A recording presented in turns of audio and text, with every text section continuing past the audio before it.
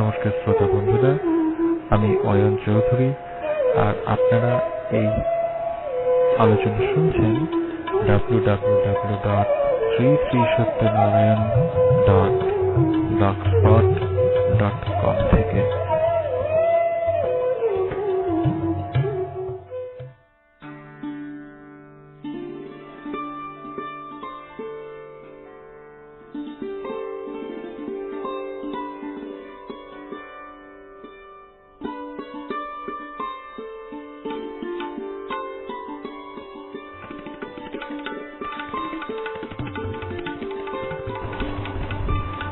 চিন্তা করবেন না, যাহা ভগবান করেন ভালোই করেন। ভগবান যে মঙ্গলময় তা কয়েকটি পত্রের দ্বারা শ্রী শ্রী ঠাকুর কিছু কিছু প্রকাশ করেছেন। তিনি বলেছেন, ভগবান সর্বজ্ঞ, সমভাব, নিরপেক্ষ শক্তি। তাঁহার বিচার সূক্ষ্ম, জীবের বুঝিবার শক্তি নাই। তিনি মঙ্গলময়, তাহার কর্মও মঙ্গল। তিনি যাহা বিধান করেন সকলেই জীবের পক্ষে কল্যাণ, শান্তি জানিবে। প্রারব্ধ দ্বারা যাহা হইবে তাহা ঘাড় পাতিয়া ভোগ লইতেই হইবে, তজ্জন্য চিন্তা ভাবনা করিয়া ফল নাই। ভগবান যখন যাহা করেন মঙ্গলেরই কারণ হইয়া থাকে, যেহেতু ভগবান মঙ্গলময়। ভাগ্যই ফল নিয়া থাকেন। সত্যনারায়ণ সর্ববিধ ভাবেই শ্রীলোকের মঙ্গল করিয়া রক্ষা করেন জানিবেন। অতএব ভাগ্য রথে চলিতে পারিলে সকল রকমের বাসনা পূর্ণই হইয়া থাকে জানিবেন। প্রারব্ধ সূত্রে যাহা যাহা সংসারে সুখ দুঃখ আদি ব্যাধি উৎকর্ষণ হয় তাহা জীবের মঙ্গল করিয়া থাকে। ভগবান সর্বমঙ্গলময়, সততই জীবের পরিত্রাণের জন্য তিনি সর্বদা জীবের নিকট প্রকাশ হইয়া থাকেন। বাসনা সংকুলে জীবের আবদ্ধ থাকায় দেখিতে পারে না।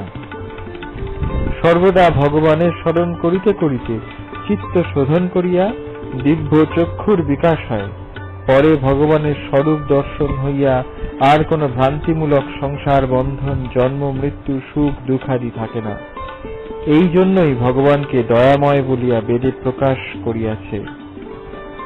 প্রাক্তন সূত্রে যাহা যাহা করেন তাহাই আনন্দের সহিত ভোগ করিতে হয়। ইহাই ভগবানের ভোগ দান করা হয়। ভগবান মঙ্গলময়, তাহার নামে পড়িয়া থাকিলেই মঙ্গল হয়। ভাগ্যবশতই আয় ব্যয় হইয়া থাকে।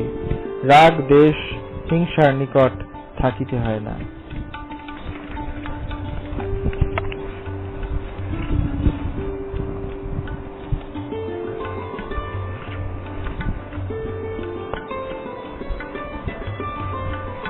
শ্রী শুভময় দত্ত তার গ্রন্থ শ্রী শ্রী ঠাকুর রামচন্দ্রদেব প্রসঙ্গ ও অমৃত বাণীতে লিখছেন, আমার ন্যায় শাস্ত্রজ্ঞান বিহীন ব্যক্তির পক্ষে ভগবান বা সর্বশক্তিমান ঈশ্বরের বিষয়ে লেখা কেবল ধৃষ্টতা নহে, ইহাকে বাতুলতা বলিলেও অত্যুক্তি হয় না।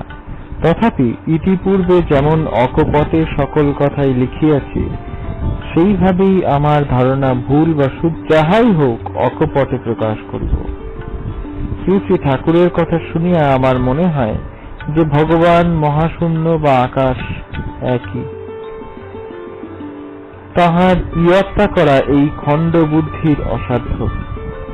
যাহার অচিন্তনীয় শক্তিতে মানব, পশু, পক্ষী, বৃক্ষ, তরুলতা কোটি কোটি সৃষ্ট হইয়া থাকিলেও একটি বৃক্ষের পাতার সঙ্গেও অন্য ওই জাতীয় বৃক্ষের পাতার কোনো মিল দেখা যায় না। অর্থাৎ ক্ষুদ্রাদপি ক্ষুদ্র হইলেও কিছু না কিছু পার্থক্য থাকে। আর মানুষ কি পশুর তো কথাই নাই, তাহার সম্বন্ধে কি লিখিব?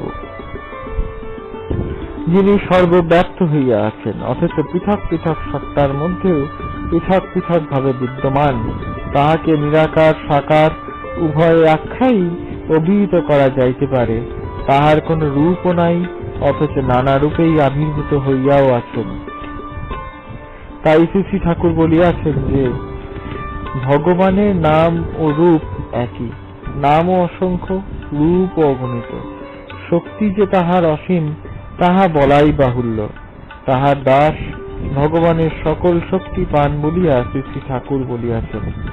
সুতরাং ভগবৎ ভক্তদের অসীম শক্তি, যাহা সময় সময় ভাগ্যবান ব্যক্তিরা প্রত্যক্ষ করেন, তাহা হইতে শ্রী ভগবানের শক্তির বিষয়ে যৎ সামান্য অনুভব করিতে পারা যায়।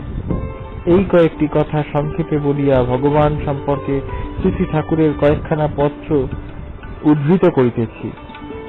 ভগবান ত্রিজগতে সর্বদাই জাগরণ থাকেন, তাহার কোনো অঙ্গই ত্রিজগৎ ছাড়িয়া থাকে না। কর্তৃত্বাভিমান প্রকৃতির গুণজাত হইয়া অহংকার দ্বারা তঃপদ লক্ষ্য করিতে পারে না বলিয়া নানা আশু সুখদায়ক কর্মফল অন্বেষণ করিয়া হিতাহিত হারাইয়া কর্তব্য ত্রুটিতে পড়ে। তজ্জন্যই জগতের চর অচর পদে পড়িয়া যায়। অতএব সর্বদা তৎ লক্ষ্য রাখিতে চেষ্টা করিবেন। এটি বেদবাণীর প্রথম খণ্ড 47 নম্বর পত্র থেকে নেওয়া। কর্মফল কখনো নষ্ট হয় না। সংসার মায়ার দ্বারা বিবর্তন হইলেও কর্মফল ভোগ করিতেই হইবে।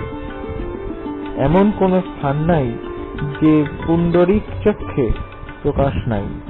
মন বুদ্ধি জ্ঞানাদি ভাবের দ্বারায় সেই চক্ষু প্রকাশমান হইয়া থাকায় তাকে সারা কোথায় স্থান পাইতে পারে সে তাহা অগোচর হইবে, যে তাহা অগোচর হইবে। এই সংসার মায়ার চক্রে যে যেভাবেই বুঝুক সে সেভাবেই প্রত্যক্ষতা লাভ করিবে, সংশয় নাই। সত্যং সত্যমেকং ভগবানস্তু। এটি বেদবাণীর প্রথম খণ্ড 90 নম্বর পত্র হইতে নেয়া। ভগবৎ দাস সমীপে সর্বদাই ভগবান থাকেন। পাদমেকং ন গচ্ছতু। ক্ষণকালও ত্যাগ করিয়া যান না। একমাত্র ভগবানই সত্য ও স্থায়ী রূপে ত্রিলোক ও লোকাতীতে বিচরণ করিতেছেন। জগৎ রূপে সর্বতোভাবে চৈতন্য দান করিয়া থাকেন। কর্তৃত্বাভিমান বশত তৎপ্রকৃতির বিকাশ থাকে না বলিয়া সুখ ও দুঃখাদির দ্বারা পরম চেষ্টার বৈগুণ্য করিয়া তোলে। যাহা হোক, পতিব্রতা ধর্ম পরমানন্দ আচ্ছন্ন করিয়া রাখে, পরিশেষে পবিত্র করিয়া দেয়। এই মায়াময় জগৎ হইতে মুক্ত হইয়া আবার আনন্দময়ের পরিকর হওয়া যদিও আমাদের একমাত্র কাম্য বলিয়া বুঝিতে পারি, তৎরাচ কেন আমরা ওই নামে ডুবিয়া থাকিতে পারি না, তাহা চিন্তা করার বিষয়। আমাদের কর্তৃত্বাভিমানী মন বুদ্ধি অহংকারের আবর্তনই ওই নাম করার প্রধান প্রতিবন্ধক। কারণ চঞ্চল মনই আমাদিগকে নানা দিকে ক্ষণস্থায়ী সুখের প্রলোভনে মুগ্ধ করিয়া ভগবানকে ভুলিয়াইয়া দেয়। পতিব্রতা ধর্ম বা ভগবানে একনিষ্ঠ ভক্তি বা অনন্য পরায়ণের ভাব নষ্ট করিয়া আমাদিগকে অনিত্য অস্থায়ী বিষয়ে মায়ামুগ্ধ করিয়া লাঞ্ছনা দিতে থাকে। অতএব অকর্তৃত্ব ভাব কিসে পোষণ করা যায় সেই পথই অবলম্বন করিতে হইবে।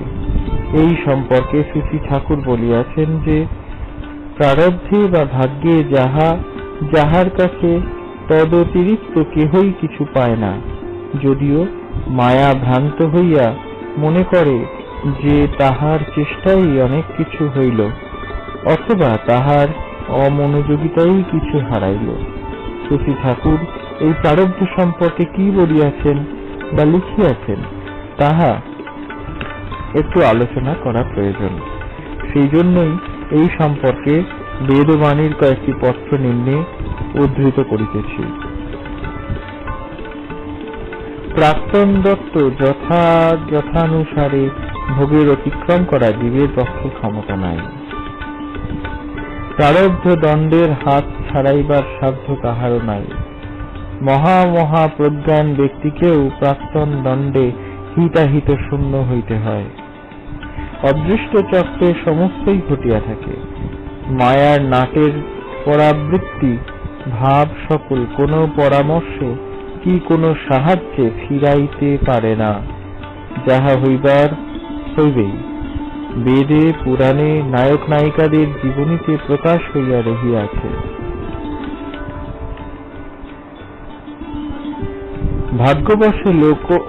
ভাগ্যবশে লোক সকল স্ব স্ব ভাগ্য ও দেশ স্বজন প্রভৃতি লাভ করিয়া থাকেন, তাহার ব্যতিক্রম করার আর কাহারই কোনরূপ ক্ষমতা নাই। ভাগ্যং ফলতি সর্ববত্রং, ভাগ্যই ফল দেয়, ফল দেবার অধিকার ত্রিজগতে আর কাহারও নাই। ভাগ্যবশে যাহার যাহা পাওনা দেনা রহিয়াছে তাহা যথাসময়ে ঘটিবেই। দৃঢ় বিশ্বাস থাকিলেই জীবের দুরবস্থা ঘটে না।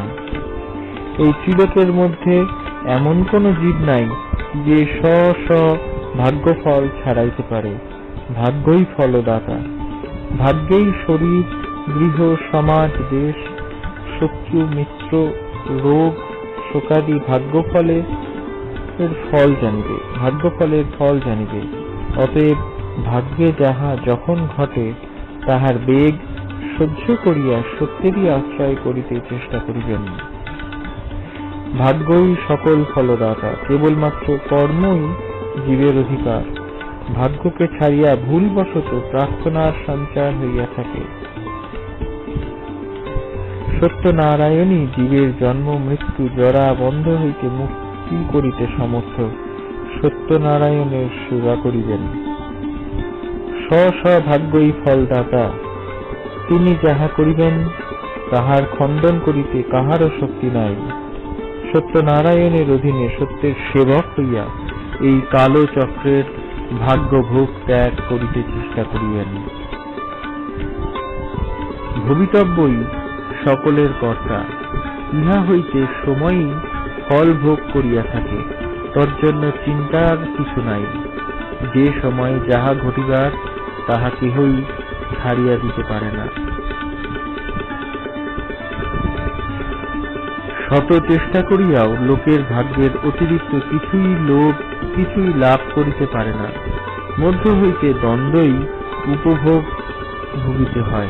অতএব ভাগ্যকে আশ্রয় করিয়া সকল ঋণ পরিশোধ করুন। ভাগ্যই সকল ফলদাতা। যখন যাহার যে ভাগের উপস্থিত হয় জীবগণ সেই ভাগই ভোগ করিয়া থাকে। অতএব অতিরিক্ত কিছুই জীবের করিবার ক্ষমতা নাই। অতএব সর্বদা সকল অবস্থায় সত্যনারায়ণের অধীন থাকিতে চেষ্টা করিয়া ওই সকল ভাগ্যফল ত্যাগ করিয়া শান্তিময় ভগবৎ শক্তি লাভ করিয়া জীব সকল মুক্তি পথ প্রাপ্ত হইয়া থাকে। চিন্তা করিবার কিছুই নাই। সত্যের দাসের কোনো অপচয় হয় না। তিনি সকল বন্ধন করিয়া শান্তি বিধান করিয়া থাকেন।